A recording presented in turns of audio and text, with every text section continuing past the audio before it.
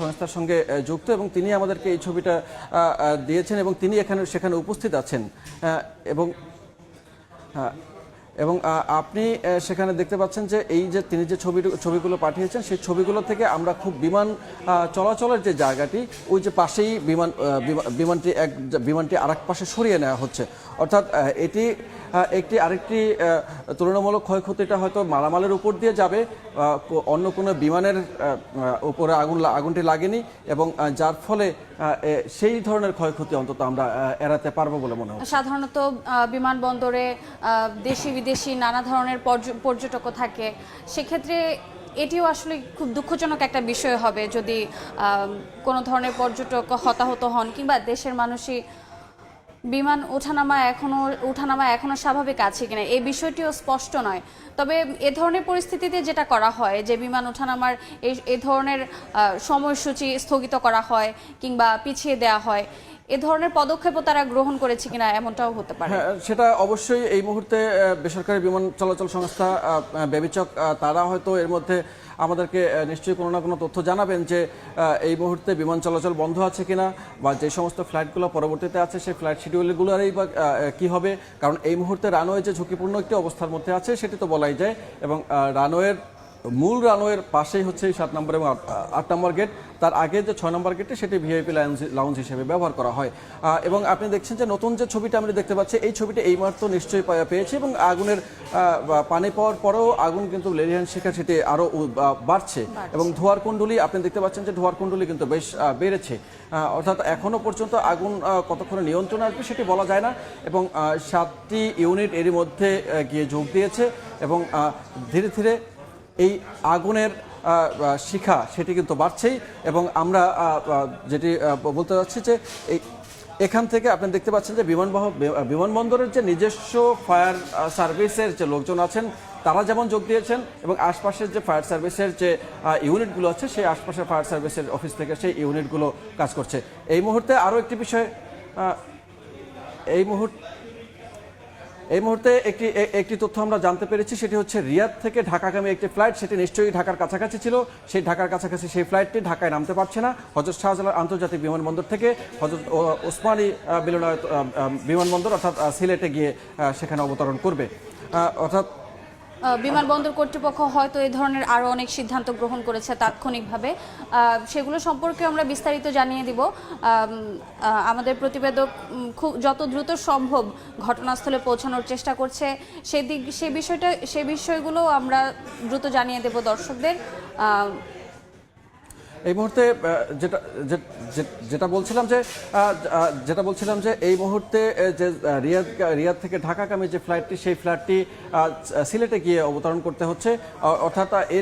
এর মধ্যে ঠিক এই সময়ের মধ্যে যে বিমানগুলো পথে আছে অর্থাৎ ঢাকার পথে তাদের সঙ্গে নিশ্চয়ই কথা হয়েছে এবং তারা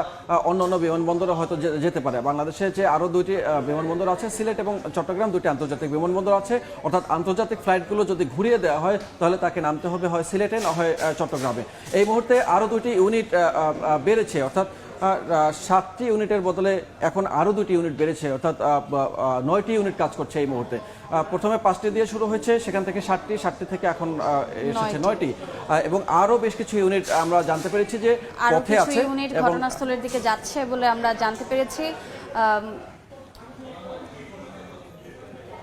আগুনের ভয়াবহতা সম্পর্কে আমাদের কাছে এক্ষুনি কোনো তথ্য এসে পৌঁছায়নি বা আগুনের ভয়াবহতা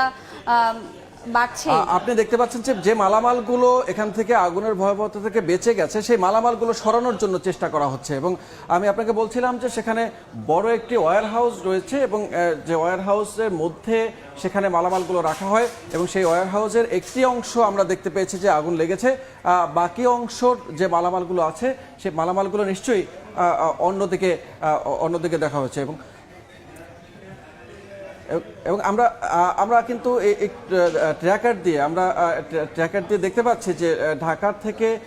সিলেটের দিকে এই মুহূর্তে সেই বিমানটি রওনা হয়েছে, অর্থাৎ ঢাকায় বিমানবন্দরের দিকে যে বিমানটি আসার কথা ছিল রিয়াদ থেকে সেটি বাংলাদেশের সীমানায় পৌঁছানোর পরে সেটি এখন ঢাকা থেকে সিলেটের দিকে এবং নিশ্চয়ই শুধুমাত্র একটা ফ্লাইট নয়, এই একটা ফ্লাইটের নিকটবর্তী সময়ে যে ধরনের যে বিমানগুলো ফ্লাইটগুলো ঢাকায় অবতরণ করার কথা রয়েছে সেই বিমানগুলো নিশ্চয়ই চট্টগ্রাম বা আমাদের সিলেট এই দুইটি আন্তর্জাতিক বিমানবন্দর রয়েছে, সেই দুইটি আন্তর্জাতিক বিমানবন্দরে সেগুলোতে অবতরণ করানো হবে। এবং এরপরে যেই ফ্লাইটগুলো এইখান থেকে ঢাকা থেকে ছেড়ে যাওয়ার কথা, সেই ঢাকা থেকে ছেড়ে যাওয়ার ফ্লাইটের যে সময়সীমাগুলো আছে সেই নির্ধারিত সময়ে ফ্লাইটগুলো ছাড়া যাবে কিনা সে বিষয়ে বেসরকারি বিমান সংস্থা এখন পর্যন্ত জানেনি। এবং আরও একটি তথ্য জানিয়ে রাখি, সেটি হচ্ছে নতুন একটি তথ্য আমাদের চট্টগ্রামে অবতরণ করবে। আমি একটু আগে বলছিলাম যে দুইটি বিমানবন্দরে এয়ার অ্যারাবিয়ার আরেকটি ফ্লাইট, সেই এয়ার অ্যারাবিয়ার ফ্লাইটটি সেটি ঢাকা বিমানবন্দরে না নেমে সেটি এখন চলে যাচ্ছে শারজাহ থেকে ঢাকাগামী ফ্লাইটটি সেটি এখন রওনা দিয়েছে চট্টগ্রামে, অর্থাৎ চট্টগ্রামের শাহ আমানত বিমানবন্দরে সেটি অবতরণ করানো হবে। এবং ওসমানী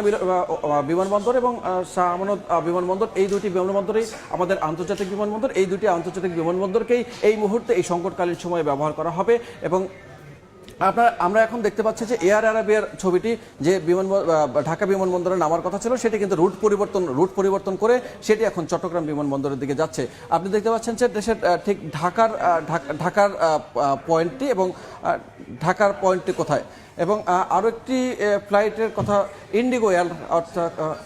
ইন্ডিগো এয়ার সেটি ঢাকায় থেকে ঘুরে গিয়ে সেটি দিল্লি থেকে ঢাকাগামী যে ফ্লাইটটি ছিল ইন্ডিগো এয়ারলাইন্সের সেটি এখন এই মুহূর্তে ঢাকায় অবতরণ না করে সেটি আবার ফিরে গিয়ে কলকাতা অবতরণ করবে। এবং এরকম আমরা বেশ কিছু রুট, যতগুলো রুটেই আমরা পেতে যাচ্ছি এবং যে বিমানগুলোকে আমরা ট্রেকিং করার সুযোগ পাচ্ছি সেগুলোই আমরা দর্শকদেরকে জানিয়ে দিচ্ছি। রোজা, আপনি নিশ্চয়ই এর আগে বিমানবন্দরে যে গিয়েছেন সেই বিমানবন্দরে নিশ্চয়ই দেখেছেন যে সেখানে যাত্রী পরিবহনের পাশাপাশি যাত্রী পরিবহন এবং কার্গো পরিবহন দুটি পাশাপাশি জায়গাতে রাখা আছে। অর্থাৎ যেহেতু বিমানবন্দরটি একটি খোলা জায়গা এবং সেটি আমি বলেছিলাম একটু আগে যে 6টি হচ্ছে যাত্রী পরিবহনের জন্য ব্যবহার করা হয়, আর দুইটি বিশেষায়িত 7 এবং 8 নম্বর গেট, সেই 7 এবং 8 নম্বর গেট থেকে কার্গো হ্যান্ডেলিং করা হয় এবং অন্যান্য জিনিসপত্র আনা নেওয়া হয় এবং বিশেষ প্রয়োজনে ব্যবহার করা হয় 8 নম্বর গেটটি, কার্গো গেট নামে পরিচিত এই গেটটি। এবং এখানে আগুনটি লেগেছে এই একদম শেষে, অর্থাৎ বিমানবন্দরের ঠিক উত্তরের শেষের দিকে এই আগুনটি লেগেছে। এবং দক্ষিণের দিকটির রানওয়ে এখন পর্যন্ত খোলা আছে কিনা সেটি আমরা জানি না, তবে সেখানে এখনও আমরা দেখতে পাচ্ছি যে বিমানগুলো ল্যান্ড করা ছিল, অর্থাৎ যে বিমানগুলো সেখানে থামিয়ে রাখা হয়েছিল সেই বিমানগুলো সেখানে অবস্থান করছে এবং নিশ্চয়ই এখান থেকে নিরাপদ দূরত্বে সরিয়ে নেওয়া হচ্ছে। আগুনের লেলিহান শিখা প্রতিনিয়ত বেড়েই চলছে। এই ঘটনার প্রেক্ষিতে হয়তো ফায়ার সার্ভিস আরও ইউনিট বাড়ানোর চিন্তাটি করেছে। এর বিষয়ে বিস্তারিত জানার জন্য আমাদের প্রতিবেদক কাছাকাছি আছে, কিন্তু একটু আপনাকে থামিয়ে আরও একটি তথ্য দিতে চাই দর্শকদের জন্য, সেটি হচ্ছে সৈয়দপুর থেকে ঢাকাগামী একটি ফ্লাইট অভ্যন্তরীণ বিমানের সেটি ঢাকায় না নেমে সেটি এখন চট্টগ্রামের দিকে রওনা দিয়েছে, অর্থাৎ ঢাকায় যেটি নামার কথা ছিল সে। এবং আরও একটি বিষয় জানিয়ে রাখি, সেটি হচ্ছে আমি একটু আগে বলেছিলাম যে শুধুমাত্র ফায়ার সার্ভিস নয়, বিমান বাহিনীতে 20টির বেশি সংস্থা কাজ করে এবং সেই 20টির বেশি সংস্থার মধ্যে বিমান বাহিনীও আছে। এর মধ্যে ফায়ার সার্ভিসকে সহায়তা করার জন্য বিমান বাহিনীর একটি দল তারাও যোগ দিচ্ছেন এই উদ্ধার অভিযানে। আমরা আশা করছি খুব দ্রুতই এই আগুন নিয়ন্ত্রণে আসবে এবং কোনো ধরনের হতাহতের খবর আমরা শুনবো না। আমরা এ ধরনের খবরে আশাবাদী। Fire service